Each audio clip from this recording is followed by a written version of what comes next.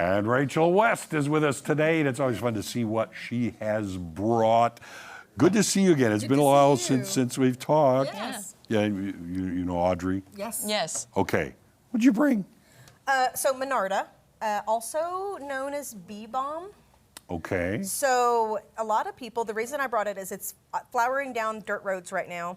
A lot of folks might even have a showier variety blooming in their front yard. Springfield's a little lower. I'm 45 minutes north of you. Yeah. So if my wild ones are blooming in the shade, they're for sure blooming out. Yeah. I'll also have to say, if you guys notice my hand, I've got charcoal on it. I led nature school earlier, and we made charcoal, and I was drawing on my hand, and I just looked down and noticed, and I'm like, I did not Just adding to your rub tattoos. enough, right? Don't worry about it. So Monarda, though, a mint family. Okay. I'm gonna hand you each one, and so I'm gonna teach you just like I was teaching my kids today. All right. At nature's school was opposite leaves. They alternate down the stem. Oh, yeah. Okay. All mint family plants, if you rotate that, you'll notice it has a square stem. Yes. And so not all square-stemmed plants are mint, but all mints have a square stem. So if Okay. you pinch a leaf and you just kind of roll it between your fingers and you give it a smell, this one smells like a peppery, spicy oregano.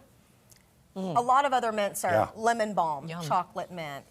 But our other domesticated oregano is also in the mint family. Yes. That you are, I say domesticated, available at most of your garden stores, like the Greek oregano. Okay, and you said, okay, what is the practical use of something like this? Well, first, pizza, spaghetti, Yum. delicious seasoning. All right. So in Greece, though, 400 BC, they have written recipes of an ox smell, which is one of the things that I brought for you guys to smell. So ox smell is Oxymel. So if you guys just at home can give that a Google later. This is apple cider vinegar with the mother and raw honey. And so this is just today. We made this at school. You put it over, and in about 6 weeks, you'll have a beautiful infusion salad dressing. Yum. It's excellent. This plant has a bunch of thymol and carvacrol in it. The thymol is anti-inflammatory. It's antibacterial, antifungal. The plant also has the carvacrol, which is the part that gives it that extra heat or the bite to it. That's also part of the antiviral, antibacterial. So if you're using this as a salad dressing or even a cough medicine, like it crosses both. It's food and medicine. So give it a smell, though. My kids' favorite thing.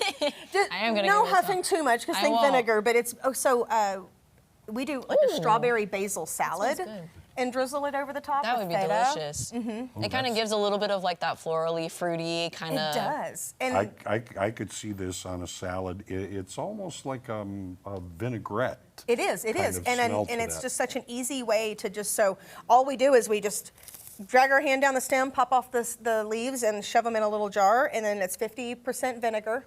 Always do the vinegar first, else the honey's going to stick to the bottom, and you're going to be shaking for an hour. And then top it with honey, and then just shake your jar. Only cautions are make sure that you've got the right plant, and then make sure it's not moldy. A lot of the family, this family will grow a white mold, especially after how much rain we've had. That you want very visible, white powdery on these green leaves that you would see little spots. So you just want to harvest clean, fresh plants. If you are growing them for butterflies or something, you can easily still use the leaves.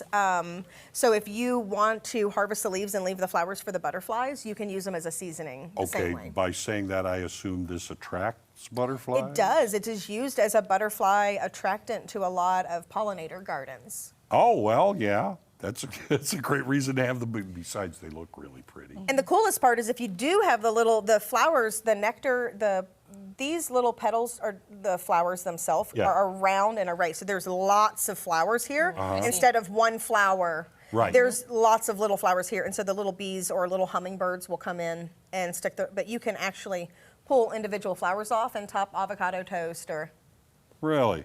Eat them if you just want to graze. But they're kind of just about spicy and anything, don't oregano. you? Well, you know what you're eating. See, there's the difference. Anything wild.